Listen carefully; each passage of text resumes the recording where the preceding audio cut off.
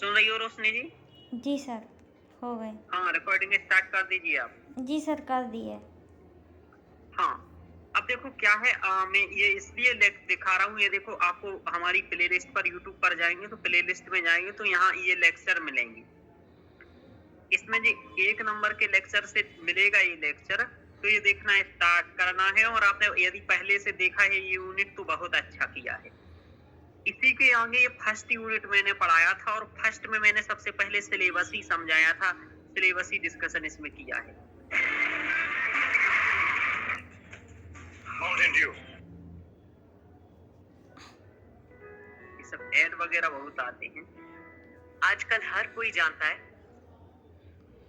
सभी मित्रों को नमस्कार। यह हमारी आवाज आ रही है? जी सर। हाँ सर।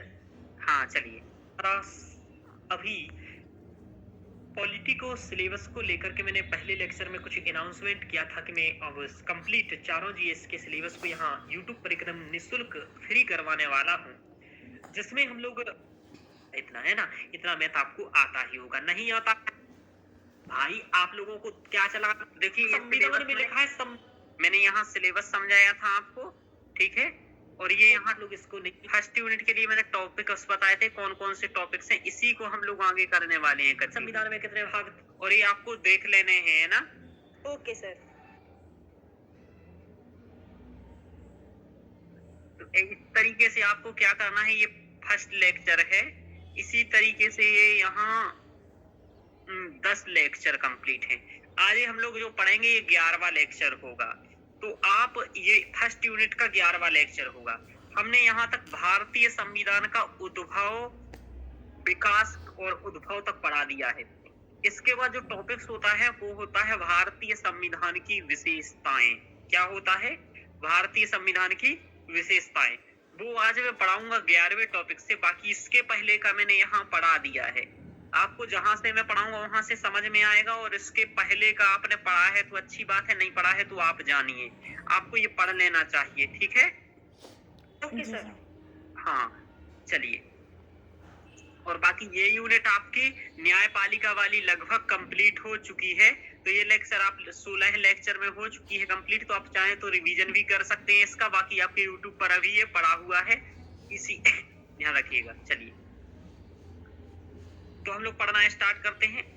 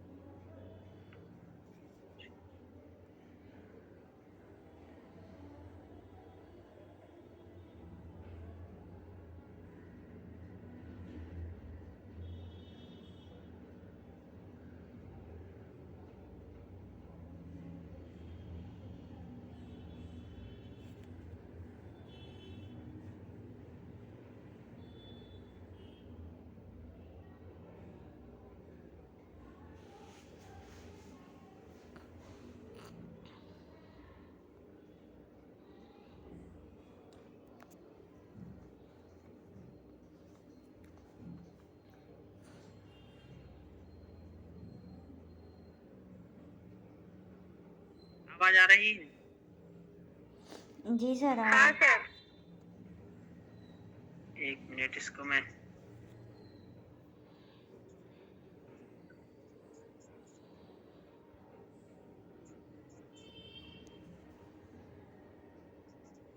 छोड़ो, मैं इन सबको हटा ही देता।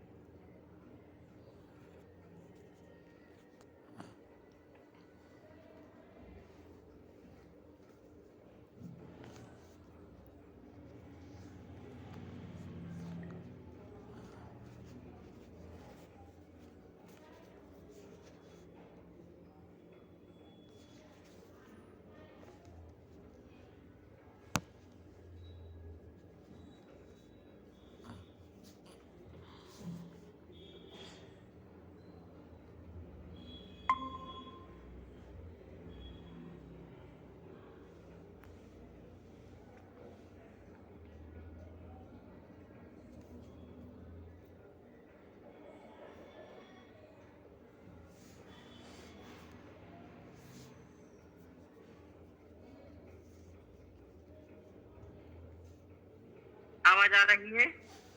जी सर। हाँ सर। चलिए आगे चलते हैं हम लोग।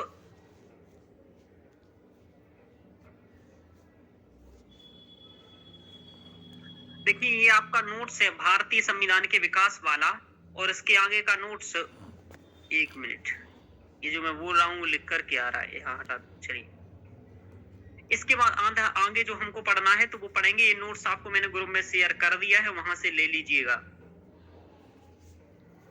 शिल्पा जी आपको नोट्स मिल गया? सर न्यायपालिका वाला? नहीं, इससे अभी फर्स्ट यूनिट वाला। हाँ सर। ठीक है चलिए। 43 समथिंग पेज के सर, वही बोल रही हूँ ना? नहीं ये जो अभी मैंने भेजा है, हाँ वो अलग थे, और ये उसके आगे वाले नोट्स हैं। इसमें 109 पेज है जो आज मैंने भेजा है। चलिए तो सर अभी एक पीडीएफ आई तो है। हाँ गुरु में वही।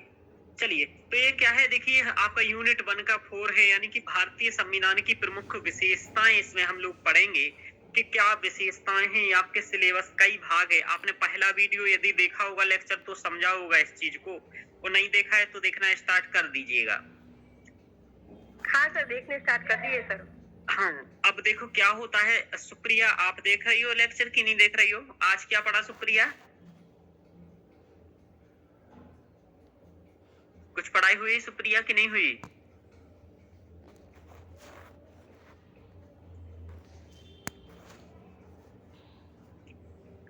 नहीं हुई है? बताइए। अब बोलेंगी नहीं, ठीक है मत पढ़ो, कोई जरूरत है नहीं। चलिए विशेषता का मतलब क्या होता है, कोई बताएगा मुझे आप में से? विशेषता का मतलब क्या होता है? जो अन्य में किसी और में ना हो। हाँ वही है विशेष, यानी कि जो शेष में ना हो वो है विशेष। यानी कि ऐसे क्या कुछ है जो भारतीय संविधान में विशेष हैं। अब देखो हम लोगों को देखेंगे कि क्या क्या विशेषताएं हैं भारतीय संविधान की। इसको हम एक एक करके पढ़ेंगे। बहुत सारी विशेषताएं हैं तो एक एक करके पढ़ेंगे। यहाँ वही सब है। भारतीय संविधान की प्रमुख विशेषता यह है कि यह अपने अंतर्गत विभिन्न वैचारिक नियमों, ठीक है, मूल्यों के मध्य समन्वय को समन्वित करता है। यानी कि हमने कई सारे वैचारिक विचारकों, यानी कि जैसे कि कई देश के कॉन्स्टिट्यूशन रहे हैं, उनमें जो भी अच्छी विशेषता रही उनको हम लोगों ने लिया।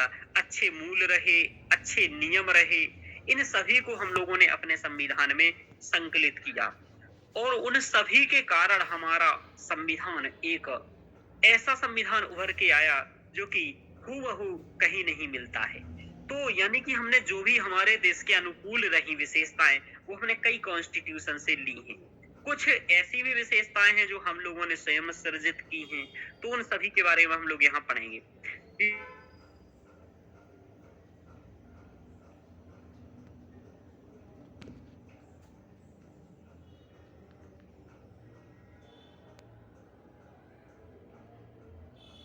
सर आवाज नहीं आ रही।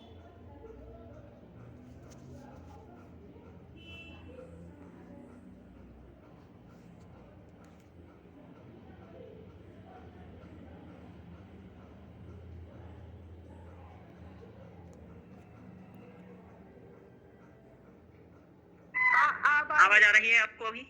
जी सर अब आ अभी रही। वो कहाँ तक सुना था, क्या कह रहा था मैं लास्ट में?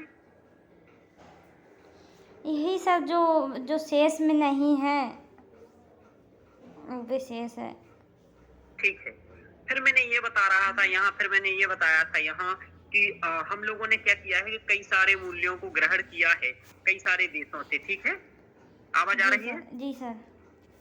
हाँ, और फिर मैं ये बता रहा था कि जो हमारे स्वतंत्रता सेनानी रहे स्वतंत्रता संग्राम में, जैसे महात्मा गांधी हैं, जवाहरलाल नेहरू हैं, अंबेडकर जी हैं, तो इन लोगों के जो विचार रहे, मूल्य रहे, संघर्ष रहे, और इनका जो विशेष चिंतन रहा, इन्होंने जिन परिस्थितियों को समझा भारत की, उन सभी के ऐतिहासिक मूल्यों द्वारा हमारा संविधान में प्रेरित रहा। यानी कि वह मूल्य हमारे संविधान में रहे, तो यानी कि स्वतंत्रता संग्राम के ऐतिहासिक मूल्यों द्वारा प्रेरित होते रहे, जो भारतीय संविधान की सफलता को, निरंतर अग्रसर सफलता को प्राप्त करने की भूमिका का निर्वहन कर रहे हैं।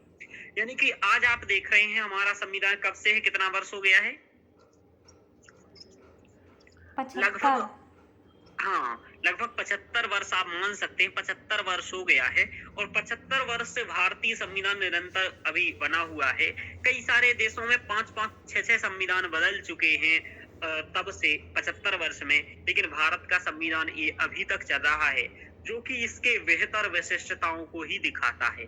तो ये भी एक तर्क है कि भारतीय संविधान बहुत अच्छा संविधान है, क्योंकि ये अभी तक सफलतम रहा है। ध्यान रखिए, संविधान में केवल सरकार के ढांचे की ही व्यवस्था नहीं होती है, अपितु उसमें संविधान निर्माताओं की विचारधाराओं का भी समावेश होता है। यानी कि संविधान निर्माता भारत का भविष्य जो चाहते थे वो उन्होंने उसमें संकलित किया। जैसे कि हमारे गांधी जी क्या चाहते थे कि हमारे यहाँ क्या हो, पंचायती राज हो, चाहते थे कि नहीं चाहते थे?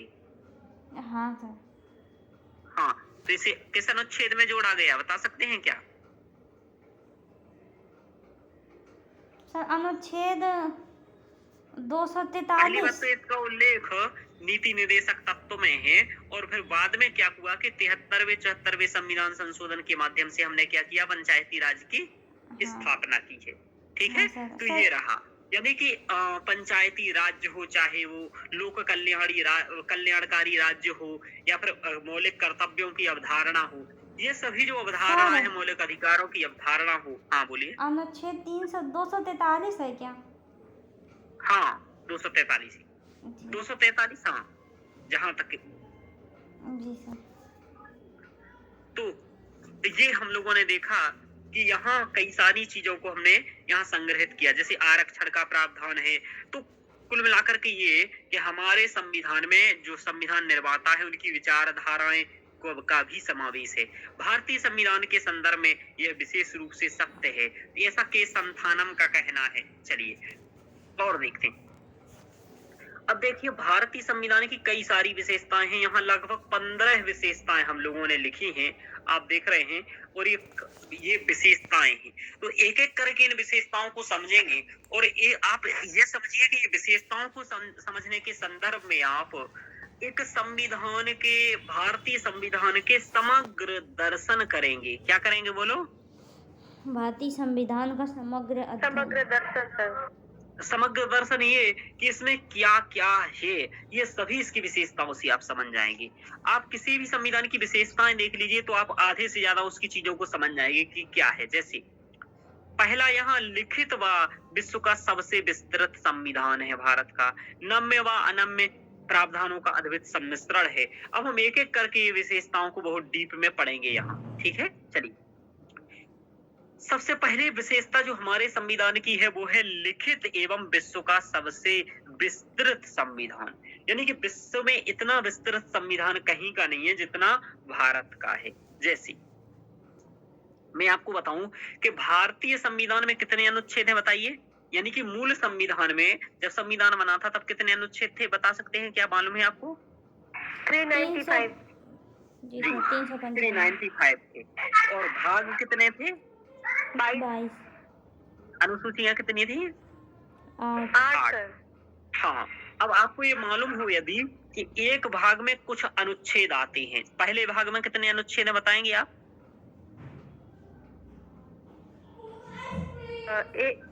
सर 1 से 5 है समथिंग। 1 से 4 तक है। ओके। दूसरे भाग में कितने हैं? 5 से 12। 5 से 12, 11। तीसरे भाग में 12 से 35 सर। 12 से 35, इस तरीके से। तो कुल मिलाकर के ऐसे टोटल 22 भाग में इसी प्रकार अनुच्छेदों को वर्गीकृत किया गया है और इस प्रकार से अनुच्छेद हैं। बाद में कुछ और भी आवश्यकता पड़ी और धीरे धीरे कई और अनुच्छेद इसमें जोड़े गए। तो वर्तमान में इसमें जो अनुच्छेद हैं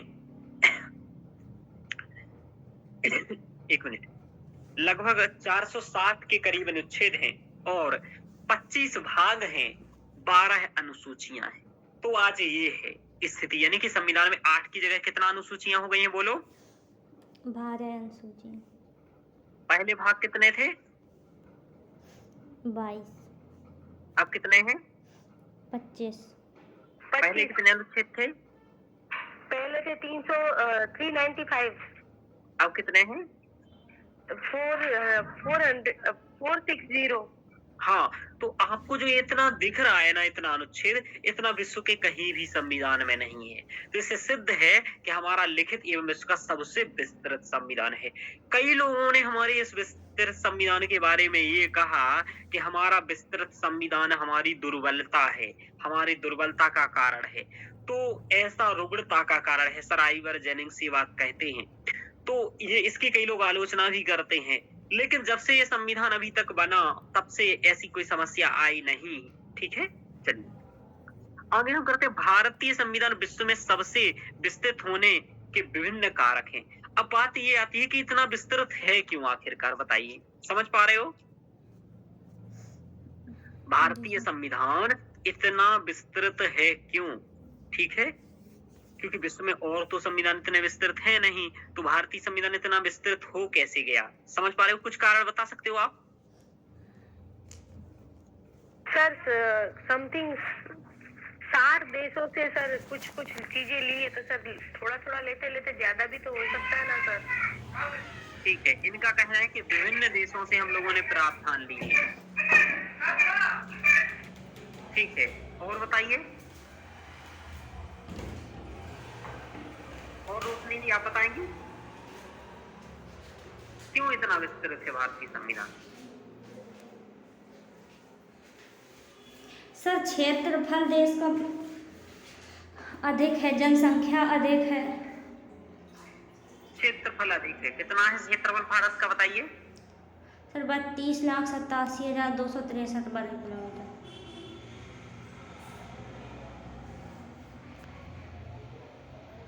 याद है शिल्पा जी आपको ये? सर मैं भूल गई थी। ठीक है, जनसंख्या। दूसरा क्या है? सर संस्कृति, मतलब भिन्न भिन्न संस्कृति, भाषा, इनके लोग रहते हैं। 143 करोड़ के करीब जनसंख्या है। तो ये विभिन्न यानी कि बहुत सारे प्रावधान देशों से लिए, ये तो है ही। क्षेत्रफल, जनसंख्या, और क्या है बताइए?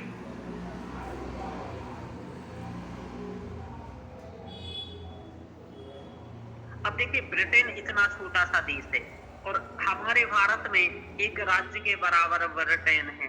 ठीक है, अब ऐसे ही समझ लीजिए, भारत के यूपी की जनसंख्या 33 करोड़ है और इतनी जनसंख्या अमेरिका की है। समझ पा रहे हो? तो कुल मिलाकर के कि इस टाइप से, यानी कि जितना अमेरिका की जनसंख्या उतना अपने यूपी की जनसंख्या, तो इस तरीके से है। तो इसलिए विस्तृत क्षेत्रफल, जनसंख्या भी ज्यादा, इस प्रकार के विभिन्न देशों से प्रावधान। और भी हम देखते हैं कि क्या है इसमें। तो ये आप लोगों ने कुछ बताया और हम दिखाते हैं क्या है। देखो, सबसे पहले तो यह है कि भारतीय संविधान के निर्माण से पूर्व कई महत्वपूर्ण अधिनियमों की उपस्थिति थी, जैसे कि नेहरू रिपोर्ट 1928 का, भारत शासन अधिनियम 1935 का। इन जो ये पहले के दस्तावेज थे, जैसे नेहरू रिपोर्ट, भारत शासन अधिनियम, इनका हम लोगों ने लगभग आधे से अधिक हिस्सा हम लोगों ने डायरेक्ट ले लिया, क्योंकि वो प्रावधान हमारे अनुकूल थे, सार्थक थे और हमारी ही महत्वपूर्ण चिंतन का परिणाम थे, इसलिए इन्हें हम लोगों ने लिया। ठीक है, अब देखो, तो इसके कारण यानी कि कई सारे प्रावधानों को हम लोगों ने किया। अब देखो, जैसे कि नेहरू रिपोर्ट 1928 एवं भारत शासन अधिनियम, ये दोनों में संवैधानिक सुधारों से संबंधित थे। और ये क्या थे? जो 1935 का अधिनियम है, संविधान निर्माताओं ने प्रशासनिक विवरण से संबंधित विषयों को भारत शासन अधिनियम से लिया, यानी कि जो भी प्रशासनिक संबंध निर्णय थे वो 1935 से ले लिए। तो ये दो अधिनियमों से सीधे सीधे हम लोगों ने कई सारे जो महत्वपूर्ण प्रावधान थे वो ले लिए गए। इस कारण हमारा संविधान बड़ा हो गया। संविधान निर्माण से पूर्व भारतीय प्रशासन 1900 इसी से संचालित हो रहा था, यानी कि 1935 का अधिनियम आने के बाद हमारा जो देश था इसी से संचालित हो रहा था। यहाँ तक कि अम्बेडकर जी का कहना था कि हम चाहें तो 1935 के अधिनियम से भी देश चला सकते हैं। तो उपरोक्त दस्तावेज अपने आप में विविध प्रावधानों का संकलन थे, जिनका 2/3 भाग भारतीय संविधान में सीधे ग्रहण कर लिया गया। तो यह भी कारण है कि जो पूर्ववर्ती हमारे ये नेहरू रिपोर्ट और भारत शासन अधिनियम था, इनका हम लोगों ने 2/3 हिस्सा सीधे तौर पर ले लिया, इसलिए हमारा संविधान एक विस्तृत हुआ। दूसरा और क्या है कि भारत से संबद्ध विशिष्ट मुद्दों के लिए विभिन्न प्रावधानों का समावेश करना। जैसे देखो, बहुत बड़ा देश है, हमारे अनुसूचित जाति है, अनुसूचित जनजाति है, अल्पसंख्यक समुदाय है, पिछड़े वर्ग हैं, इन सभी के बारे में उपबंध में करना था, इसलिए हमारा संविधान बड़ा हो गया। समझ में आ रहा? हाँ सर।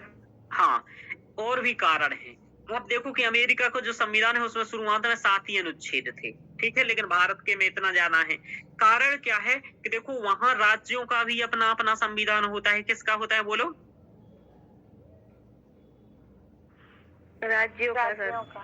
हाँ, वहां के जैसे 50 राज्य हैं अमेरिका में, तो 50 राज्यों का अपना संविधान है। तो क्या भारत में ऐसा है? बोलिए। नहीं सर, नहीं, वहाँ भारत पे तो में सर अमेरिका में सर ना, अमेरिका की जो एक तो खुद की नागरिकता है और उस राज्य की भी नागरिकता है ना सर। जी, मैं जो यहाँ पूछ रहा हूँ वो बताइए आप पहले कि भारत में क्या प्रत्येक राज्य का संविधान है? नहीं सर, नहीं है। नहीं है, लेकिन अमेरिका में है। तो चूंकि हमारे सभी राज्यों के हमने एक ही अपने दस्तावेज में प्रावधानों को संकलित किया, किसी को विशेष राज्य का दर्जा दिया तो हमने संकलित किया, कुछ भी प्रावधान किए अनुसूचित जाति जनजाति से संबंधित, तो सभी राज्यों का चूंकि एक संविधान है, इसलिए हमारे एक संविधान विस्तृत हो गया। समझ पा रहे हो इस बात को? समझ में आया? जी सर। रोशनी जी बोलते जाइएगा तो मुझे मालूम चले, चूंकि मैं आप लोगों का मीट आज ऑनलाइन यहाँ दिखा नहीं रहा हूँ, ध्यान रखिएगा। जी सर। देखो, केंद्र राज्य संबंधित महत्वपूर्ण पहलुओं हेतु प्रावधान, जैसे प्रशासनिक गतिविधियां, विधायी गतिविधियां, वित्तीय गतिविधियां, ये सभी, यानी कि केंद्र राज्य संबंधित महत्वपूर्ण प्रावधानों को भी हम लोगों ने इसमें शामिल किया कि केंद्र और राज्य के क्या संबंध होंगे, जैसे प्रशासनिक संबंध क्या होंगे, विधायी संबंध क्या होंगे, वित्तीय संबंध क्या होंगे। जैसे कि हमने आपको बताऊं 280 अनुच्छेद में क्या है, कोई बता पाएगा? सर वित्त आयोग। वित्त आयोग के बारे में वर्णन है। तो इस प्रकार वित्त आयोग के बारे में वर्णन है। और इसमें बता पाएंगे 279 में ए में क्या है? सर जीएसटी परिषद। जी, जीएसटी परिषद का वर्णन है। तो इस प्रकार से कई सारे जो केंद्र राज्य संबंध से संबंधित जो कानून है ना, उनको भी हम लोगों ने यहाँ शामिल किया। तो इस कारण हमारा संविधान एक विस्तृत संविधान हो गया। और देखते हैं, भारतीय राज्यों हेतु पृथक संविधान की व्यवस्था न करते हुए राज्य प्रशासन से संबंधित प्रावधानों को भारतीय संविधान में ही शामिल किया गया, इसलिए बड़ा हो गया। वही पॉइंट जो मैं बता रहा था, स्थानीय स्वशासी संस्थाओं से संबंध प्रावधानों को भी भारतीय संविधान में सम्मिलित कर दिया गया। जैसे स्थानीय निकायों की बात हो तो हम लोगों ने 73वां 74वां संविधान संशोधन करके उसी में जोड़ दिया गया। इसके अलावा जो हमारी संस्थाएं हैं कई सारी, समझ पा रहे हो, जैसे हमारी यूपीएससी संस्था है, चुनाव आयोग है, न्यायालय है, इन सभी संस्थाओं की शक्तियां इत्यादि का मूल स्रोत भी कौन है बोलो? संविधान। संविधान है। तो इन सभी का प्रावधान भी संविधान में किया गया, इस कारण हमारा संविधान विस्तृत हो गया। तो संविधान को आम नागरिकों के सुस्पष्ट बनाने के लिए कई महत्वपूर्ण प्रावधानों को सूचीबद्ध किया गया, जैसे व्यक्तिगत अधिकारों को, यानी कि मौलिक अधिकार जोड़े गए। तो मौलिक अधिकारों के कारण आप देख रहे हैं कि अनुच्छेद 13 से लेकर के 35 तक अनुच्छेद यही है। हम लोगों ने राज्य के नीति निर्देशक तत्व देखे, फिर हम लोगों ने विभिन्न प्रशासनिक प्रक्रियाओं को भी इसमें सूचीबद्ध किया। इन सभी के कारण हमारा संविधान क्या हुआ? विस्तृत हुआ। आपसे क्वेश्चन ऐसा बनेगा नहीं, लेकिन कभी बन भी जाए कहीं पीसीएस वगैरह में कि भारतीय संविधान के विस्तृत होने के पीछे क्या कारण है, लिखिए, तो लिख पाएंगे क्या? हाँ सर। हाँ, तो आपको ऐसा क्वेश्चन बन जाए कि भारतीय संविधान के विस्तृत होने के पीछे क्या कारण है, तो बताना है। वैसे ऐसे क्वेश्चन यूपीएससी में नहीं बनेंगे, पीसीएस वगैरह में बनती है, लेकिन फिर भी आपको हर जगह के लिए तैयार रहना।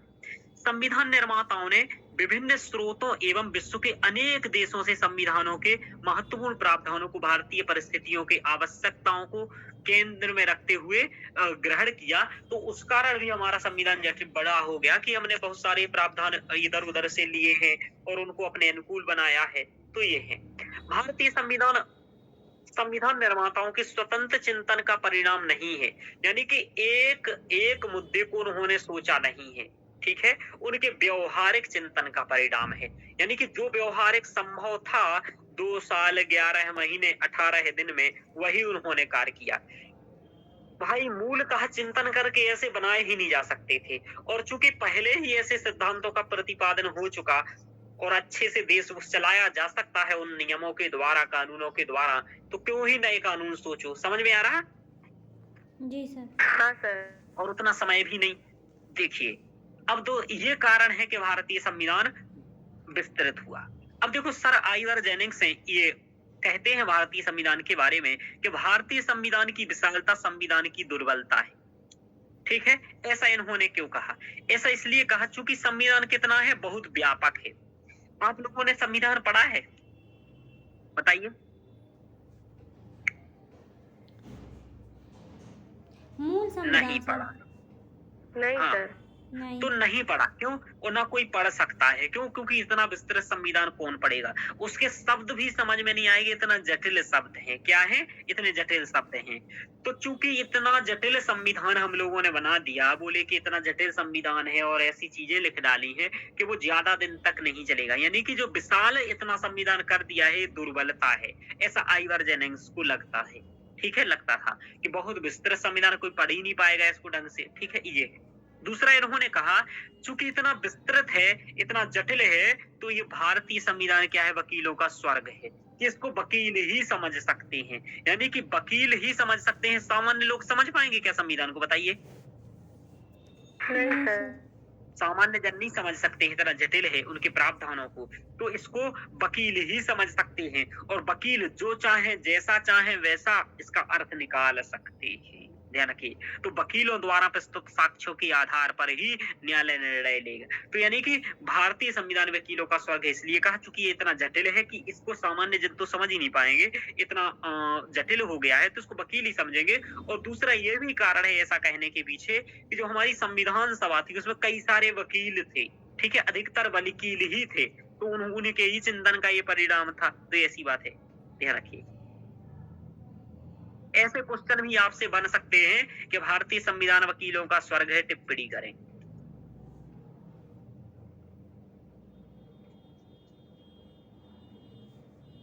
तो ये समझ में आया? जी सर। हाँ सर। हाँ। यदि ऐसा क्वेश्चन बन गया तो आप क्या कहेंगे कि भारतीय संविधान वकीलों का स्वर्ग है?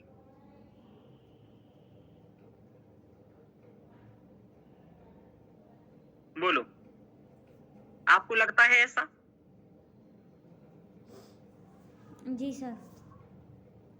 लगता है? हाँ सर। हाँ सर।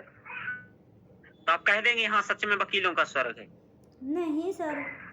सर दोनों क्या? तर्क देंगे, सहमति का भी तर्क देंगे और क्यों सहमत नहीं है ये भी बताएंगे सर। हाँ, तो बताइए सहमत क्यों नहीं है?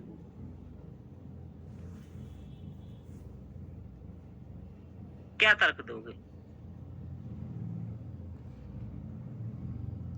सर एक तो तर्क ये भी हो सकता है, जैसे कोई केस होता है तो कई लोग वकील को नहीं हायर नहीं करते हैं, खुद ही अगर अच्छे से उसको पढ़ लें, समझ लें उन चीज़ों को कि कैसा केस है, मुद्दा क्या है, और जो व्यक्ति उसको समझना अच्छे से चाहे तो समझ सकता है। इतना भी कठिन नहीं है कि उसको मतलब वकील ही समझेगा। सर ये जो रोशनी जी ने बताया उसका मैं एक एग्जांपल भी दूंगी। हाँ तो सर इसमें इस सर वजह से केसेस है कि उसमें एक सर बंदे पे केस लगा था और वो बंदा खुद ही सर उसका वकील बन के उसने उसका खुद का केस लड़ा था। ऐसे तर्क नहीं भी चलते हैं यहाँ। ठीक है, ऐसे तो कई लोग लड़ते हैं। मतलब आप ये कहेंगे कि सामान्य जागरूक व्यक्ति भी ऐसा नहीं है कि केवल वकील ही समझ सकते हैं, कोई भी सामान्य जागरूक समझ सकता है। ठीक है? हाँ सर। Okay sir. व्यक्ति या व्यक्ति इसको समझ सकता है। दूसरा ये कि आप ये बताओ कि कई यदि ये कहने के आधार पर आप कह रहे हो कि वकीलों का स्वर्ग है चूंकि इसमें संविधान सभा में वकील थे, तो आप ये तर्क देना कि भाई यदि वकील ही संविधान को, कानून का ज्ञाता यदि संविधान को नहीं बनाएगा तो क्या गांव में भैंस चराने वाला वो बनाएगा? कृषक? समझ पा रहे हो? भाई कानून बनाने के लिए तो कानून का ज्ञाता होना चाहिए ना। संविधान बना था सर, सारे के सारे सर थोड़ी वकील होंगे, कुछ तो हाँ, होंगे ना जो जी। सामान्य भी लोग होंगे। हाँ, तो कानून बनाने के लिए कानून का ज्ञाता चाहिए, क्या? कानून का ज्ञाता। लिए कानून का ज्ञाता चाहिए, तभी बनाएंगे। दूसरा ये कि सभी वकील नहीं थे, ठीक है? जी सर। संविधान सभा में सभी वकील नहीं थे। Okay sir. कुछ मतलब जन सामान्य द्वारा चयनित लोग थे, यानी कि जन सामान्य द्वारा चयनित तो नहीं किए गए थे, कुछ चयनित थे, कुछ मनोनीत थे, लेकिन इस तरीके से थे। तो आप ये कहेंगे कि जागरूक नहीं है। और सबसे बड़ा तर्क दे गए कि इतने दिन से 75 वर्ष से भारतीय संविधान क्या हो रहा है, सफलतम स्वरूप में कार्य कर रहा है, और ऐसा कोई भी दिक्कत नहीं आया कि वकीलों का स्वर्ग रहा हो, ठीक है? Okay sir. हाँ, तो ये दिखाता है कि हमारा भारतीय संविधान वकीलों का स्वर्ग नहीं है। ये 4-5 तर्क आपको देने हैं। और स्वर्ग है तो उसके तर्क हैं ही आपके पास ये कि इसमें वकील अधिक थे, ठीक है? और इसमें ये कि इसमें कोई पूर्णतः जन सामान्य द्वारा चयनित व्यक्ति नहीं थे, मनोनीत भी थे कई सारे लोग, ठीक है? और हम लोगों ने ये भी कहा कि भारत शासन अधिनियम से लिया गया, तो ये भी इसकी आलोचना कर सकते हैं आप। ये सभी इसकी आलोचनाएं बनती है। ऐसे क्वेश्चन यूपीएससी में कम ही बनते हैं, मतलब बने ही नहीं है अभी तक, इसलिए ज्यादा क्या ही बताऊं। चलिए अब देखो, तो पहला हम लोगों ने अभी तक ये समझा कि भारतीय संविधान की विशेषता क्या है, कि भारतीय संविधान क्या है, एक लिखित एवं विश्व का सबसे विस्तृत संविधान है। इसमें कितने अनुच्छेद है बोलो सुप्रिया? सर 400, सॉरी सर, कितने भाग हैं सुप्रिया? सुप्रिया नहीं बोलेंगी, वो तो काम करेंगी अपना। हाँ, किसी में नहीं। जाओ आप मीट से लेफ्ट हो जाओ और चली जाओ, काम करो अपना। सर मैं बताऊं?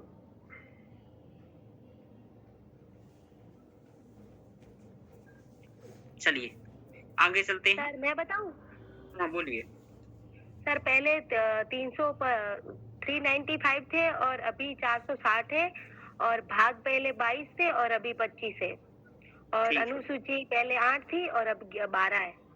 Very good. चलिए आगे चलते हैं हम लोग। अब देखेंगे हमारा संविधान नम्यता व अनम्यता का अद्भुत सम्मिश्रण है। नम्यता अनम्यता कहने का मतलब क्या है? तो नम्यता का मतलब ये है कि संविधान नम्यता और अनम्यता, अनम्यता का मतलब होता है कठोर, नम्यता का मतलब होता है सरल। अब बताया संविधान कठोर और सरल कैसा, ठीक है? तो कठिन और सरल यहाँ इस दृष्टि से कहा जा रहा है कि संशोधन करना कितना आसान है या संशोधन करना कितना कठिन है। यदि संशोधन करना कठिन है तो उसे हम अनम्य कहेंगे, और यदि संशोधन करना आसान है तो उसे हम नम्य कहेंगे। तो भारतीय संविधान क्या है कि भारतीय संविधान ना ही नम्य है और ना ही अनम्य है। क्या है कि नम्य और अनम्य दोनों का अद्भुत सम्मिश्रण है।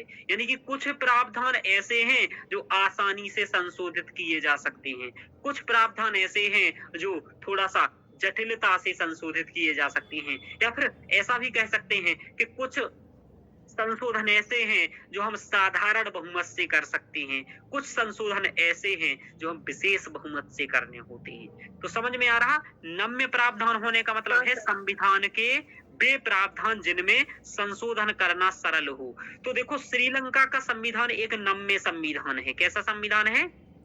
सरल संविधान।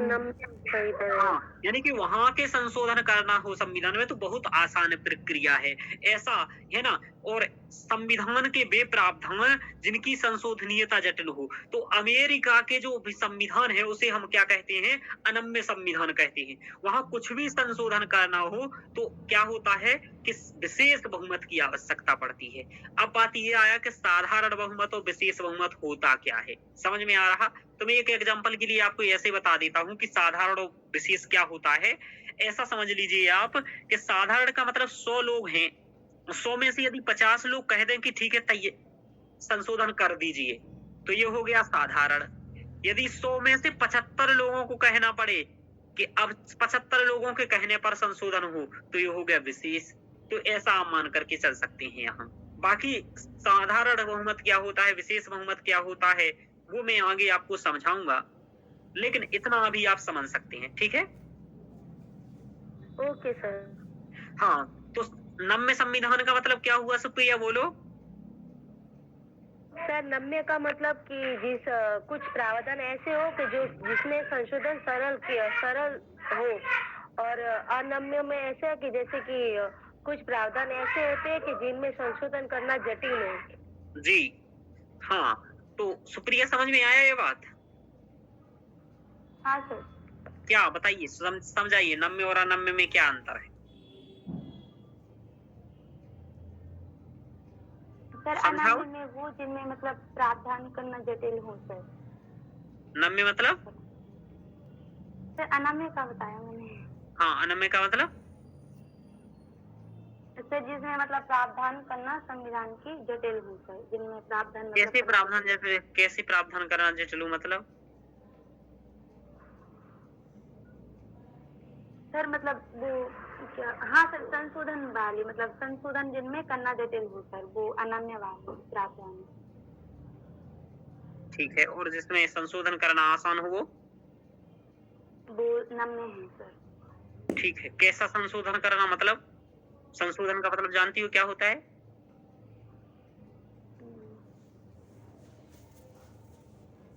संशोधन करना क्या होता है, बोलो शिल्पा जी? सर इसको ऐसे मतलब इसमें चेंज कर सके, कुछ इम्प्रूव ठीक कर है, सके, सुधार कर परिवर्तन सके। करना, हाँ परिवर्तन। परिवर्तन करना। सर गति टोन तो नहीं आ रही है, मतलब बोल पा रही हूँ मैं हिंदी में अच्छे से, कि थोड़ा ठीक है, थोड़ा हाँ लग रहा है हाँ, कि नहीं नहीं, सर जैसे कि ये अनम्य हुआ तो सर उसमें क्या एग्जाम्पल देंगे? जैसे कि अनम्य तो उसकी जो संविधान का जो मूल ढांचा होता है उसमें सर हम संशोधन नहीं कर सकते, तो ये नहीं तो नहीं, सर ऐसा नहीं, जटिल जैसे हो मैं गया। आपको बता देता हूँ, नम्य और अनम्य का उदाहरण बता देता हूँ। जैसे हाँ सर। जैसे आपको क्या करना हो कि जैसे आपको किसी राज्य की जो विधान परिषद होती है उसको समाप्त करना हो, तो संसद साधारण बहुमत से समाप्त कर सकती है, ठीक है? Okay sir. जैसे किसी राज्य में विधान परिषद हो और उसे समाप्त करना हो, तो संसद साधारण बहुमत से इसे समाप्त कर सकती है। लेकिन यदि संसद को कर से संबंधित कोई कार्य करना हो, या फिर संसद को संघीय ढांचे से संबंधित कोई कार्य करना हो, तो उसे विशेष बहुमत की जरूरत पड़ेगी। किसकी जरूरत पड़ेगी? शेष बहुमत की। हाँ, तो ये और सर ऐसे, जटिल अनम्य में हो जाएगा। हाँ, तो जी ये अनम्य हो जाएगा। तो अनम्य में आप ले सकते हैं कि कर संबंधी बदलाव, जीएसटी संबंधी बदलाव, ये सब ओके सर। ये है। नम्य तो में ये विधान परिषद वाला एग्जाम्पल ले सकते हैं। तो भारतीय संविधान की विशेषता क्या है कि नम्य व अनम्य दोनों का क्या है? अद्भुत सम्मिश्रण है सर। हाँ, यानी कि कुछ प्रावधान नम्य है और कुछ क्या है? अनम्य है सर। जी। अब सुप्रिया शुरू से लेक्चर देखोगी तो समझ में आएंगी चीजें, ध्यान रखना। संविधान के कुछ प्रावधानों की संशोधन प्रक्रिया सरल व कुछ प्रावधानों की संशोधनीयता जटिल है। और ध्यान दो, पूरा फोकस करो, यहाँ जो समझ में नहीं आए पूछ लो, वरना मैं पूछूंगा यहाँ और लाइव बेइज्जती होगी आपकी, ध्यान रखना। Okay sir. अब देखो, तो ये तीसरी विशेषता हम देखते हैं। हम लोगों ने सरकार का व शासन का संसदीय स्वरूप ग्रहण किया। कौन सा ग्रहण किया स्वरूप? संसदीय स्वरूप। संसदीय स्वरूप का मतलब क्या होता है, बता सकते हैं?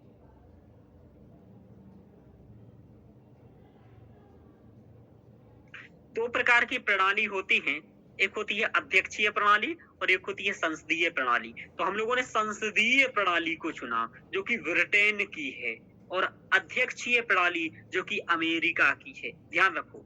तो हम लोगों ने यहाँ संसदीय स्वरूप की शासन प्रणाली को चुना है, जहां क्या होता है कि दो सदन होते हैं। क्या होता है?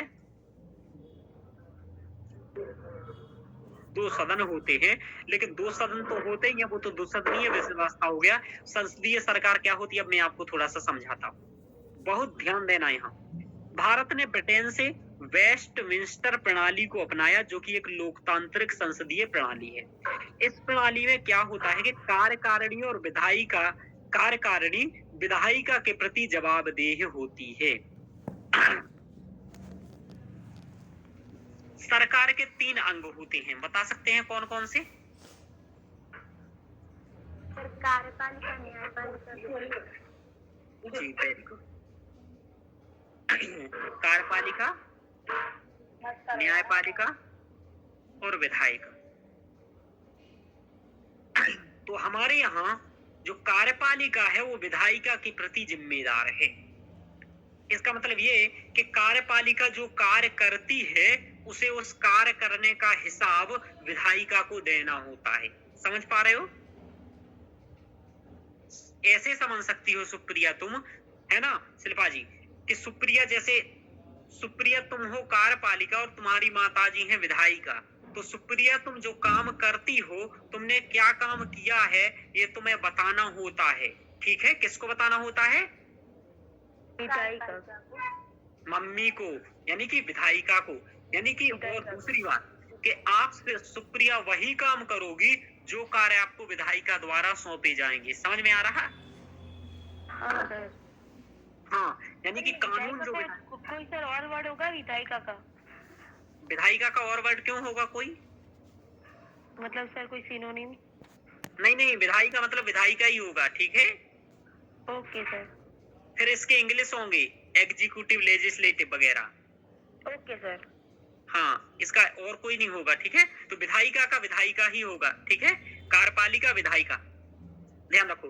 तो विधायिका यानी कि विधायिका सुप्रिया, ऐसे जानो कि विधायिका आपकी मम्मी और कार्यपालिका आप। तो आप किसके प्रति जिम्मेदार हो? उत्तरदायी हो, मम्मी के प्रति। ऐसे कार्यपालिका किसके प्रति उत्तरदायी है? बोलो। विधायिका के प्रति सर। हाँ, लेकिन न्यायपालिका किसी के प्रति उत्तरदायी नहीं है, ध्यान रखना। और ये और ये विधायिका भी किसी के प्रति उत्तरदायी नहीं है। केवल कौन है वो उत्तरदायी? कार्यपालिका किसके प्रति उत्तरदायी है? विधायिका के। ध्यान रखो। तो ये यही लाइन लिखिए, ये प्रीलिम्स में आपसे पूछा जाएगा ये पॉइंट, ध्यान रखिएगा। और यहाँ से प्रीलिम्स में ही क्वेश्चन आएंगे, मेंस में कम आएंगे। तो इस प्रणाली में क्या होता है कि कार्यकारिणी यानी कि कार्यपालिका विधायिका के प्रति जवाबदेह होती है। तो ये बात याद रखना, बार बार रिवीजन करना। समझ में आया ये तथ्य? आगे देखो, विधायिका व कार्यपालिका पूर्ण रूप से हमारे यहाँ स्वतंत्र नहीं है। हमारे यहाँ क्या है कि विधायिका और कार्यपालिका पूर्ण रूप से स्वतंत्र नहीं है। कैसे हैं? देखिए, क्या होता है कि कार्यपालिका के जो सदस्य हैं हमारे यहाँ वो विधायिका से ही आते हैं। कहाँ से आते हैं?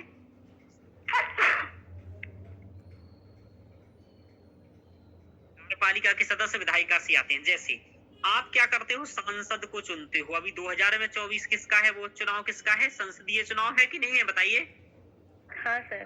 कौन सा चुनाव है? संसदीय चुनाव ही कहते हो ना? हाँ सर। हाँ, तो सांसद का चुनाव है। तो ये जो सांसद आप चुन के भेजोगे ये पहुंचेंगे विधायिका में, और इसी में से कुछ सांसद जिनको बहुमत प्राप्त होगा वही सांसदों से मिलकर के क्या बनेगी? कार्यपालिका का सृजन होगा। और ठीक है, ध्यान रखिएगा। तो ये वाली बात है। और कार्यपालिका के प्रमुख जो होता है उसे आप प्रधानमंत्री कहते हो, ध्यान रखिएगा। आगे चलते हैं। देखो, विधायिका से ही कार्यपालिका का निर्माण होता है। ये पॉइंट आपको याद रखना है पेपर के लिए। क्षेत्रीय आकांक्षाओं को महत्व अधिक दिया जाता है, यानी कि जो संसदीय प्रणाली होती है उसकी मैं विशेषताएं बता रहा हूं कि संसदीय प्रणाली में क्षेत्रीय आकांक्षाओं को महत्व दिया जाता है, क्योंकि क्षेत्र से आप विधायक चुन के आते हैं इसलिए, और सांसद चुन करके आते हैं, और जो जनतंत्र से ही मिलकर के विधायिका में जाते हैं, इसलिए यहाँ महत्व भी क्या किया जाता है? क्षेत्रीय आकांक्षाओं को दिया जाता है। इस व्यवस्था में देश का प्रमुख तथा सरकार का प्रमुख भिन्न भिन्न व्यक्ति होता है, और यही सबसे बड़ी विशेषता है। ध्यान रखो, अध्यक्षीय प्रणाली में क्या होता है? देश का प्रमुख और सरकार का प्रमुख एक ही व्यक्ति होता है। जैसे है ना अमेरिका में जैसे राष्ट्रपति। समझ में आ रहा? हाँ सर। लेकिन संसदीय यानी कि अध्यक्षीय प्रणाली में क्या होता है? देश प्रमुख और सरकार का प्रमुख, यानी कि राज्य प्रमुख और सरकार का प्रमुख एक ही व्यक्ति होता है। लेकिन जो संसदीय शासन प्रणाली होती है वहां पर सरकार का प्रमुख दूसरा व्यक्ति होगा और देश का प्रमुख दूसरा व्यक्ति होगा। भारत में सरकार का प्रमुख कौन है बोलो? प्रधानमंत्री। प्रधानमंत्री। और संवैधानिक प्रमुख या राज्य प्रमुख कौन है बोलो? राष्ट्रपति। राष्ट्रपति। तो समझ में आया सुप्रिया? हाँ सर। क्या आया समझ में? बताइए अध्यक्षीय प्रणाली में। हाँ, ये बताइए कि अध्यक्षीय प्रणाली में और संसदीय प्रणाली में क्या अंतर है? सर संसदीय प्रणाली में मतलब जो सरकार का प्रमुख होता है वह प्रधानमंत्री है और अध्यक्ष शासक में जो संविधान प्रमुख होता है वह बहुत बढ़िया। इसीलिए कहते हैं पहले वाले लेक्चर देख लेना। मैं ये सब बातें पहले बहुत डीप में पढ़ा चुका हूँ, ठीक है? और नहीं देखोगे तो नहीं आएगा समझ में। ये बात मैं पहले कह के गया था। चलिए अब लोग लेक्चर देख लीजिएगा तो वहां समझ में आ जाएगा। मैंने 1-1.5 घंटे 2 घंटे केवल यही समझाया और सुनना आपको है नहीं ढंग से। मैंने अभी जो बात बताया वो ध्यान रखो। अब शिल्पा जी आप बताओ क्या है संसदीय और अध्यक्षीय में अंतर? सर अध्यक्ष में सर सरकार के प्रमुख और संवैधानिक प्रमुख एक ही होते हैं और संसदीय प्रणाली में दोनों सर अलग अलग होते हैं। और जैसे कि सरकार के प्रमुख प्रधानमंत्री होते हैं और संवैधानिक प्रमुख राष्ट्रपति होते हैं सर। Very good. तो भारत में प्रधानमंत्री कौन है अभी वर्तमान में? नरेंद्र मोदी। हाँ, और क्या नाम सुप्रिया वो राष्ट्रपति कौन है वर्तमान में? सर ये नाम मुझे भी याद है पर सुप्रिया राष्ट्रपति का नाम? सर द्रौपदी मुर्मू। ठीक है, चलिए अब ये भी याद नहीं है इनको। तो हमारे यहाँ ये है, तो आप यही समझ जाइए कि हमारे यहाँ संसदीय, और यही मुख्य अंतर है दोनों प्रणालियों में कि संसदीय प्रणाली में देश प्रमुख सरकार का प्रमुख भिन्न व्यक्ति होता है और संवैधानिक प्रमुख भिन्न व्यक्ति होता है। लेकिन जो अध्यक्षीय प्रणाली होती है उसमें दोनों सरकार का प्रमुख और संवैधानिक प्रमुख एक ही व्यक्ति होता है जिसे राष्ट्रपति कहते हैं, और ऐसा अमेरिका में है। तो हमारी कौन सी हमने सरकार की प्रणाली को अपनाया है? तो संसदीय सरकार की प्रणाली को अपनाया है। ये सब मैं पहले समझा चुका हूं बहुत डिटेल्स में। तो यही यहाँ लिखा है कि सरकार अथवा शासन की संसदीय प्रणाली को हम लोगों ने अपनाया है। संसदीय प्रणाली की विशेषताएं क्या होती हैं वो हम लोगों ने यहाँ समझा कि इसमें क्या होता है। कार्यपालिका किसके प्रति उत्तरदायी होती है बोलो शिल्पा जी? विधायिका के प्रति सर। Very good. कार्यपालिका विधायिका के प्रति उत्तरदायी होती है। इसमें विधायिका व कार्यपालिका पूर्ण रूप से स्वतंत्र नहीं होती है। हाँ, तो विधायिका से ही कार्यपालिका का निर्माण होता है। जैसे हम प्रधानमंत्री यानी कि अपने सांसद को चुनते हैं और वही सांसद जाकर के कार्यपालिका के सदस्य बन जाते हैं। तो हमारे यहाँ विधायिका और कार्यपालिका अलग अलग नहीं है, दोनों एक दूसरे से मिली हुई हैं, मिलजुल करके। यानी कि विधायिका के सदस्य ही किसके सदस्य बनते हैं बोलो? कार्यपालिका के। हाँ, तो हमारे यहाँ कार्यपालिका और विधायिका क्या नहीं है? स्वतंत्र नहीं है, पूर्ण रूप से स्वतंत्र नहीं है। हाँ, ध्यान रखिएगा। जैसे कि अमेरिका में है, समझ में आ रहा? Okay sir. हाँ, तो ब्रिटेन में भी नहीं है। और ब्रिटेन में कौन सी प्रणाली है बोलो? संसदीय। हाँ, ध्यान रखिएगा, ब्रिटेन में संसदीय शासन प्रणाली है। अध्यक्षीय शासन प्रणाली कहाँ है बोलो? अमेरिका में। सर तो संसदीय प्रणाली ब्रिटेन से ली है ना सर? जी, हमने संसदीय प्रणाली ब्रिटेन से ली है। ये प्रीलिम्स से पूछा जाएगा आपसे कि हमने अपनी संसदीय प्रणाली कहाँ से ली है सुप्रिया? ब्रिटेन से। हाँ, पाकिस्तान से नहीं ली है, ठीक है? उसके पास स्वयं नहीं थी। चलिए आगे चलते हैं। तो ये बातें इंपॉर्टेंट रखना है। तो आपको ये चला, एक हमारी ये विशेषता हो गई कि सरकार अथवा शासन का संसदीय स्वरूप है हमारे यहाँ। और दूसरा हमने यहाँ एक और विशेषता क्या बताया था, हमारा संविधान नम्य और अनम्य का अद्भुत सम्मिश्रण है। यानी कि कुछ प्रावधान ऐसे हैं जो हम आसानी से बदल सकते हैं और कुछ प्रावधान कैसे हैं बोलो? अनम्य है, मतलब जटिल है, जिसको हम जल्दी बदल नहीं सकते। हाँ, ऐसा क्यों किया गया कि हमने जटिल रखे कुछ प्रावधान बोलो? नहीं तो हम क्या करते तो कि भाई संविधान पूरा चेंज ही हो जाता सर। हाँ, चेंज कर डालते। और हम क्या करते, जैसे हमारी मोदी जी चाहते तो मतलब जिस राज्य में कांग्रेस की सरकार है उसको खत्म ही कर देते कि नहीं कर देते? हाँ सर। हाँ, तो हमारे मोदी जी पगला गए होते तो ये काम भी कर सकते थे, लेकिन ऐसा नहीं कर सकते हैं। क्यों? क्योंकि हमारे संविधान में जटिल प्रावधान है कुछ, और जटिल प्रावधान के अंतर्गत ही ये आता है, इसलिए बदलाव नहीं कर सकते हैं, ध्यान रखिएगा। तो और सरल प्रावधान क्यों किए गए बोलो? सर कुछ चीजें चेंज की जा सके मतलब। हाँ, कि जैसे जरूरत पड़ा कि मान लीजिए कोविड आया और कोविड के समय में जटिल प्रक्रिया रही तो हम बदलाव ही ना कर पाए, तो हम आपदा के समय या जब हमें जरूरत हो तब हम आसानी से संशोधन कर सके उन चीजों में, इसलिए सरल प्रावधान किए गए हैं। तो मालूम चला सुप्रिया सरल क्यों किए गए हैं? चलिए, रोशनी जी बोल क्यों नहीं रही हो? सर हाँ बोल सर। तो रहे हैं, ये लोग बोल रहे हैं ना तो। हाँ, तुम भी बोलते जाओ। हाँ सर, पता है ये चीज़, इस मतलब वजह सर से नहीं बोल प्रायोरिटी रहे। सर ये देते हैं कि जिसको पूछे वही बोले, और उसके बाद जैसे कि कोई आंसर देना है तो हम बोले कि हाँ और हम सर बोले ये सर चीज़ें ऐसे। हमें पता भी हैं, तो अब शिल्पा जी और सुप्रिया हाँ। जी ही बता दें तो ज़्यादा सही है। हाँ, चलिए। हाँ, चूंकि आपको मैं बताऊं रोशनी जी का पॉलिटिकल साइंस से एमए है, ठीक है? Okay sir. तो इनको ये सब चीजें लगभग आती हैं, मतलब कुछ कुछ चीजें जैसे अब सर कभी तो ये न्यायपालिका। अनुच्छेद वगैरह से सर जल्दी से बता देती है सर, आपने जब पूछा था तो इन्होंने फट से बता दिया था जीएसटी, फिर ये सर आपने पूछा था तो इन्होंने बता दिया था। हाँ, इन्हें पॉलिटी काफी अच्छी आती है, बस क्या है कि यूपीएससी का जो कुछ मेंस के टॉपिक्स रहते हैं वो इन्हें नहीं आते हैं, बाकी प्रीलिम्स का इन्हें काफी अच्छा आता है। मतलब प्रीलिम्स का तो इनका बिना मतलब पढ़ा हुआ है इन्होंने सब कुछ, ये सभी इन्हें पता है जो आप लोग पढ़ रहे हैं। चलिए, तो एकात्मक, और अब देखो चौथी विशेषता में पढ़ा रहा हूँ, एक एक विशेषता को ध्यान रखिएगा, क्योंकि ध्यान नहीं रखेंगे तो बहुत दिक्कत होगा, और पूछते जाइएगा, है ना शिल्पा जी, जो समझ में ना आए तो। Supriya okay sir.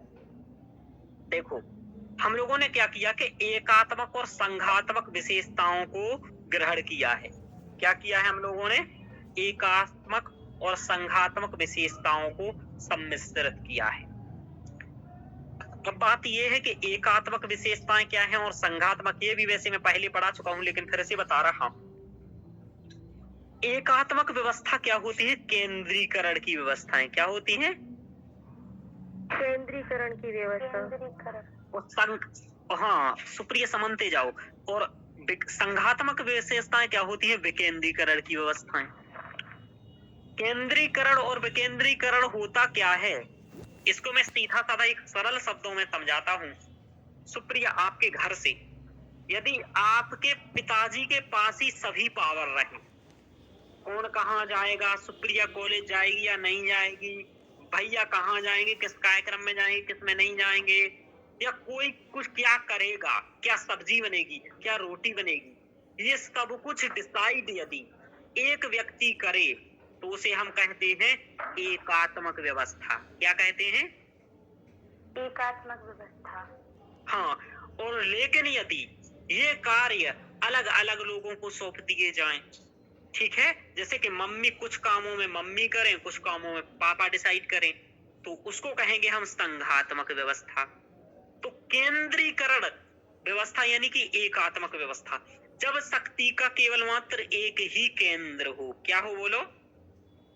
एक ही केंद्र हो शक्ति का। और जब शक्ति के कई सारे केंद्र हो, ठीक है ना, कई सारे स्थान हो, जैसे कि केंद्र सरकार के पास भी है, राज्य सरकार के पास भी है, मम्मी के पास भी है, पापा के पास भी है, भैया के पास भी है, तो विकेंद्रीकरण व्यवस्था होती है। तो जो हमारे संविधान में क्या है कि कुछ कार्य ऐसे हैं जिसमें केवल केंद्र सरकार को ही निर्णय लेने की शक्ति है। समझ में आ रहा? जी सर। हमने क्या बोला, फिर से ध्यान सुनिए सुप्रिया। कुछ प्रावधान हमारे संविधान में ऐसे हैं, कुछ कार्य ऐसे हैं जिनमें केवल एकात्मक लक्षण है, यानी कि केंद्र सरकार ही निर्णय ले सकती है, और कुछ ऐसे हैं जिसमें केंद्र और राज्य दोनों निर्णय ले सकते। ठीक है, जैसे हमारे यहाँ क्या है कि संपूर्ण भारत में हम आपको बताएं तो केंद्रीकरण किस व्यवस्था में होता है बोलो? क्या सर? एकात्मक लक्षण।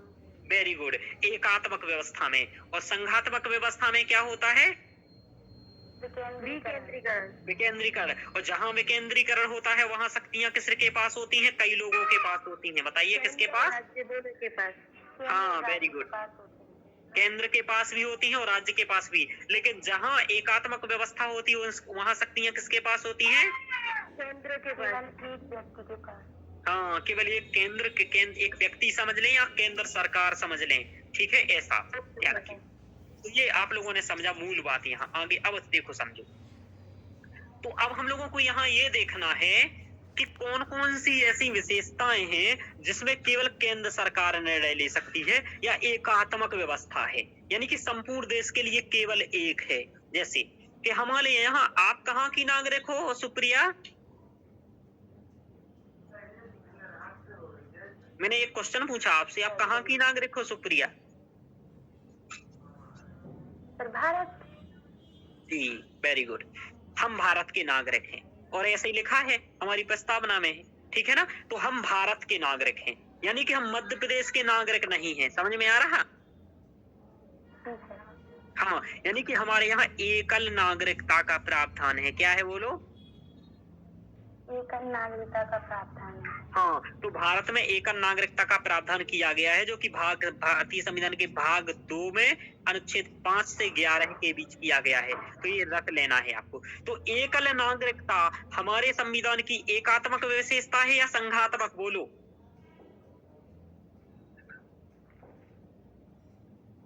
एकल नागरिकता का प्रावधान है सर अपने देश में।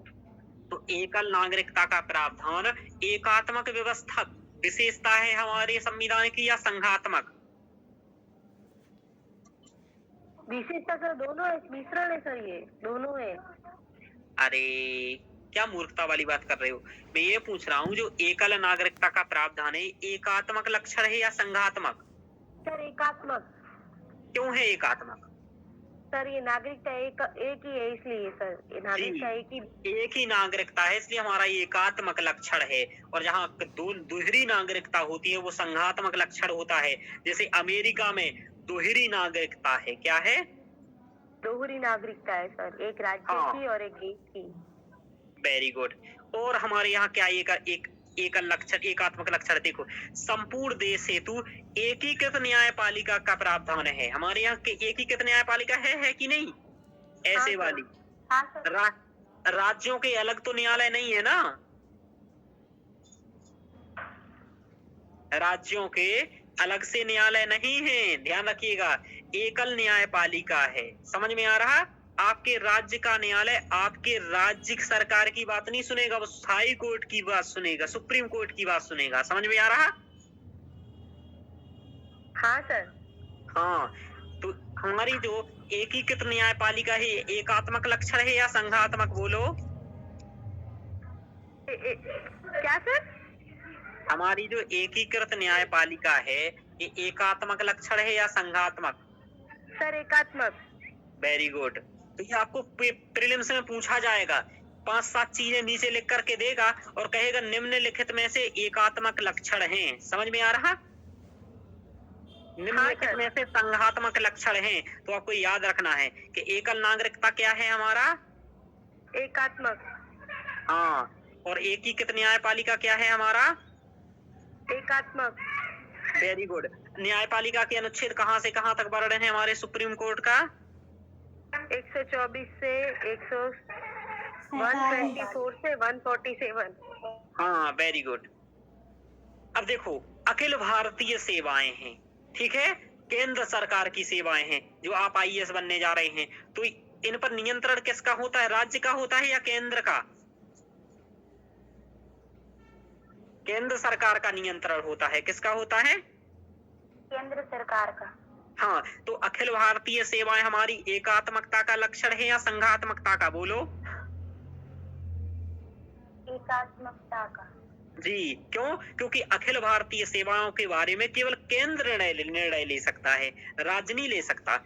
एकीकृत न्यायपालिका के बारे में, न्यायपालिका के वेतन बढ़ाने के बारे में, कार्य सौंपने के बारे में हमारा केंद्र सरकार निर्णय ले सकती है, ना कि राज्य सरकार। ध्यान रखिएगा। देखो, आपातकाल लगता है हमारे यहाँ। आपातकाल क्या होता है आप जानते हो? आपातकाल ऐसा होता है, आपातकाल 3 प्रकार के होते हैं, लगते हैं हमारे यहाँ। एक तो राष्ट्रीय आपातकाल, एक राष्ट्रपति शासन, एक वित्तीय आपातकाल। जब हमारे यहाँ कोई पैसे से संबंधित बहुत बड़ी जोखिम आ जाए, यानी कि वित्तीय जोखिम यदि हमारे यहाँ आ जाए, तो हम वित्तीय आपातकाल लगा सकते हैं।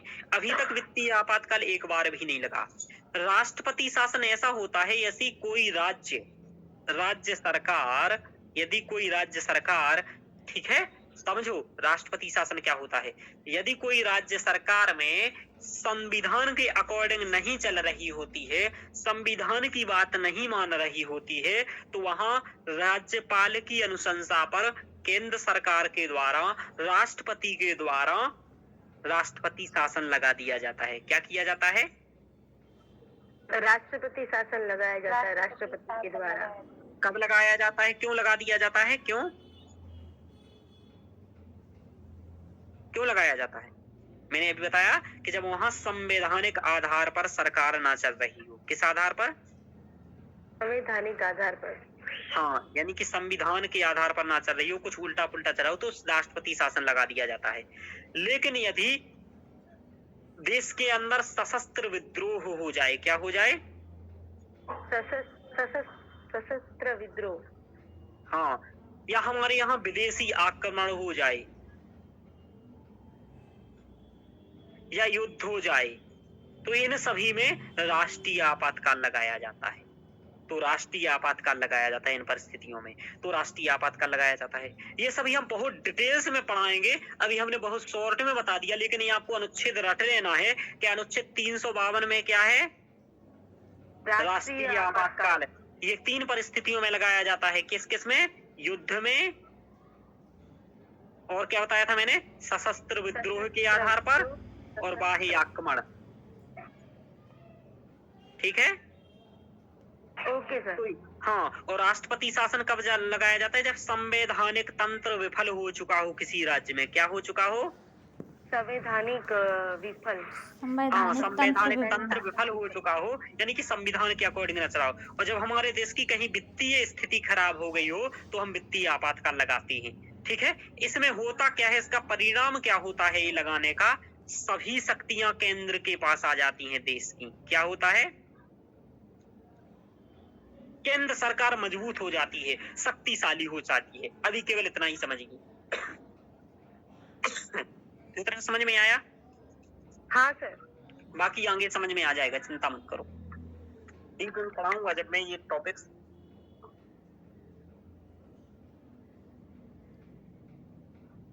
तो अभी सिर्फ इतना याद रखना है आप लोगों को, सुप्रिया, शिल्पा जी, कि जो आपातकालीन प्रावधान है, ठीक है, सुन रहे हो? हाँ सर। कि जो हमारे आपातकालीन प्रावधान है, ये एकात्मक लक्षण है या संघात्मक?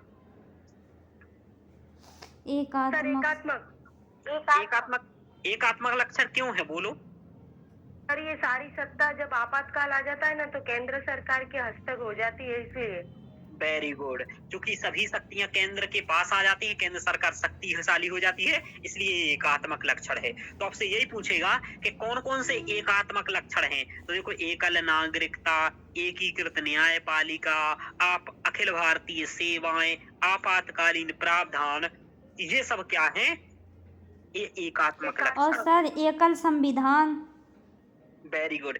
एक हमारे यहाँ संविधान भी है, एकल संविधान, यानी कि एक संविधान के आधार पर ही देश और राज्य चलता है, इसलिए एकल संविधान भी एकात्मक लक्षण है।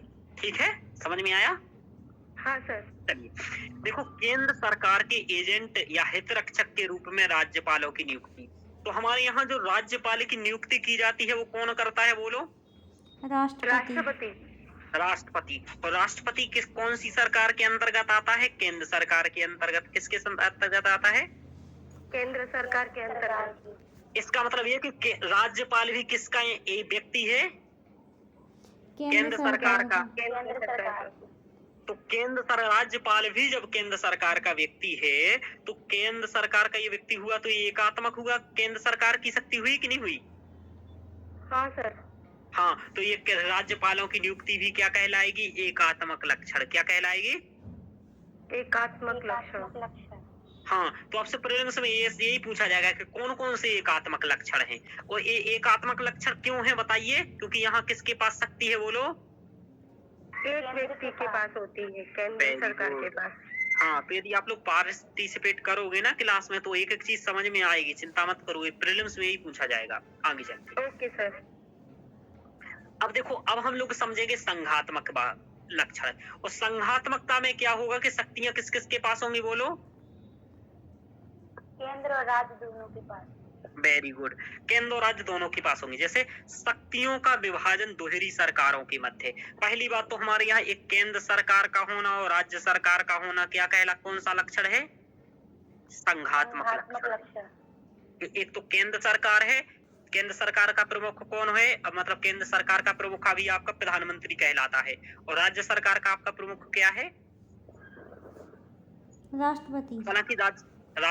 हालांकि ऐसा कहें आप कि संघ सरकार का प्रमुख राष्ट्रपति है और राज्य सरकार का प्रमुख राज्यपाल है तो ज्यादा सही होगा, ठीक है? हाँ सर। Okay sir. हाँ, तो ये हम लोगों ने देखा कि केंद्र और राज्य, तो ये दो दोहरी सरकारों का होना। अच्छा, अब आपसे पूछेगा दोहरी सरकार का होना एकात्मक लक्षण है या संघात्मक, बोलो? क्या सर? संघात्मक लक्षण। हाँ, दोहरी सरकार का होना एकात्मक लक्षण है या संघात्मक? संघात्मक। संघात्मक। वेरी गुड, तो ये ध्यान रखना है, एकीकृत न्यायपालिका एकात्मक लक्षण है या संघात्मक? एकात्मक। एकात्मक। वेरी गुड, और ये प्रीलिम्स में यही क्वेश्चन पूछे गए हैं कई बार, तो ये बहुत इंपॉर्टेंट है और ये क्वेश्चन इस चैप्टर से हर बार आता है। आगे देखो, हमारे यहाँ संविधान की सर्वोच्चता है, यानी कि केंद्र व राज्य सरकार हेतु एक ही संविधान द्वारा शक्तियां प्राप्त हैं, यानी कि संविधान की सर्वोच्चता केंद्र के लिए भी है और राज्य के लिए भी है, तो ये हमारा एक संघात्मक लक्षण है। समझ पा रहे हैं? जी सर। हाँ, कि दोनों के लिए शक्तियों का स्रोत एक ही है। ध्यान रखिए, लिखित संविधान का होना ये संघात्मक लक्षण है हमारा। क्यों? क्योंकि रिटर्न कॉन्स्टिट्यूशन क्या है, संघात्मक लक्षण है। ऐसा इसलिए क्योंकि जब लिखित संविधान जहां होता है ना, वहां संघात्मक सरकार ही होती है, ठीक है? क्यों? क्योंकि शक्तियों का स्पष्ट विभाजन करना होता है। समझ में आ रहा क्या करना होता है? शक्तियों का स्पष्ट विभाजन। शक्तियों का स्पष्ट विभाजन क्यों करना पड़ता है, बता सकते हो? क्योंकि केंद्र और राज्य में लड़ाई ना हो सर, झगड़ा ना हो शक्तियों को लेकर। वेरी गुड, केंद्र और राज्य में लड़ाई ना हो। यदि सुप्रिया तुम्हें और तुम्हारे भाई को स्पष्ट ना कहें कि 10 रुपए तुम्हें लेना है, 10 रुपए और 20 रुपए दे के चले जाएं, तो तुम्हारा भाई अकेला खा जाएगा कि नहीं खा जाएगा? हाँ सर।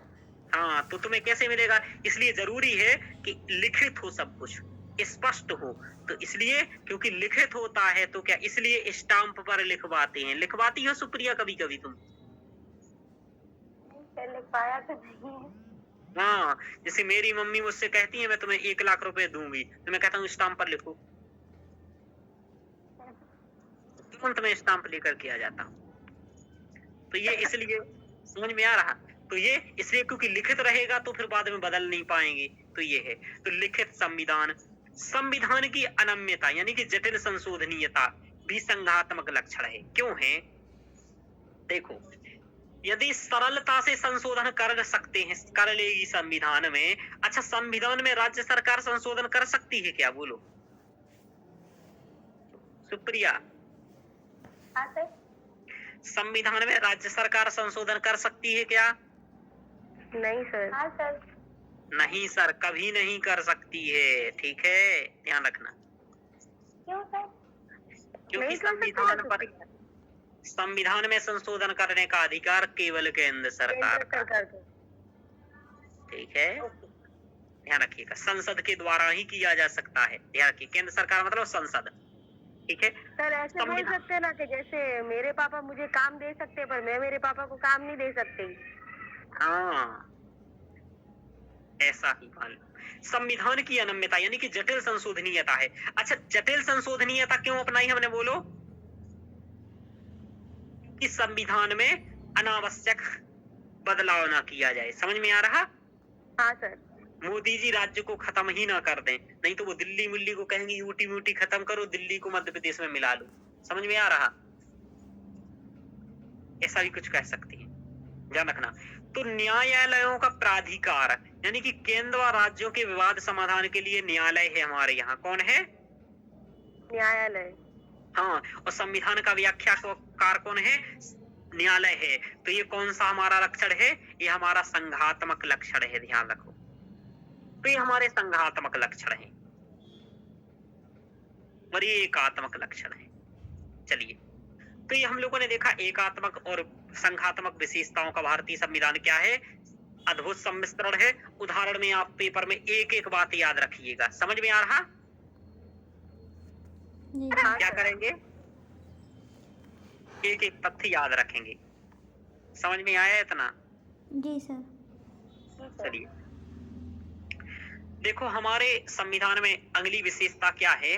अधिकारों व कर्तव्यों का समावेश है। किसका समावेश है बोलो? अधिकारों और कर्तव्यों का। अधिकारों व कर्तव्यों का समावेश। अधिकारों का मतलब कि अधिकार है, मौलिक अधिकार प्राप्त है, जिन्हें आप फंडामेंटल राइट कहते हैं। सुना है कभी आपने जीवन में? हाँ सर। हाँ, तो हमारे यहाँ अधिकार दिए गए हैं। जैसे हमें वाक और अभिव्यक्ति की स्वतंत्रता दी गई कि हम कुछ भी हम बोल सकते हैं, जो भी हम चाहते हैं ऐसा, ठीक है ना? तो एक ऐसी स्वतंत्रता है जिसे वैधानिक संरक्षण प्राप्त है। यानी कि यदि आपको कोई बोलने से रोकता है तो आप उसके विरुद्ध सुप्रीम कोर्ट जा सकते हैं। यदि आपको कोई, ठीक है, आपको यदि आरक्षण मिला है और आपको आरक्षण कोई संस्था नहीं दे रहा है तो आप उसके विरुद्ध जा सकते हैं। कोई छुआछूत आपसे सार्वजनिक स्थल पर या सरकारी अधिकारी कोई छुआछूत कर रहा है तो आप जा सकते हैं।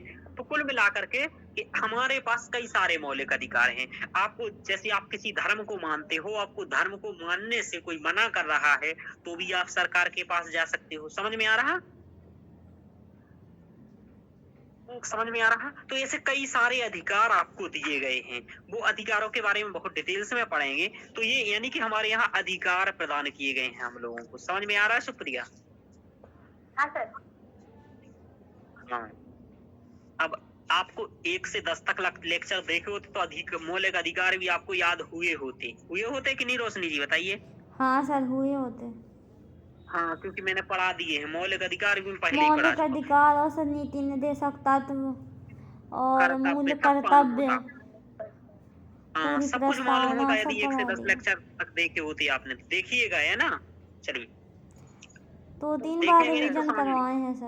Okay okay sir.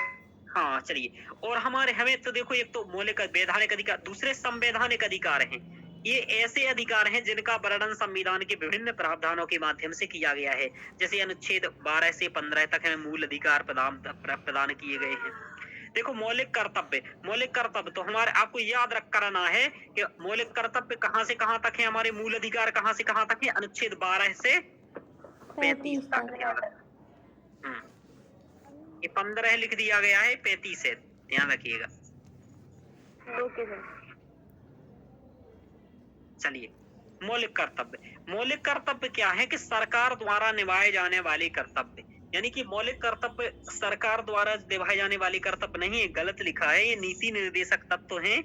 सरकार द्वारा निभाए जाने वाले कर्तव्य और नागरिकों द्वारा निभाए जाने वाले कर्तव्य है मौलिक कर्तव्य। यानी कि हमारे कुछ मौलिक कर्तव्य हैं, जैसे कि हमें संविधान की रक्षा करनी चाहिए, ठीक है।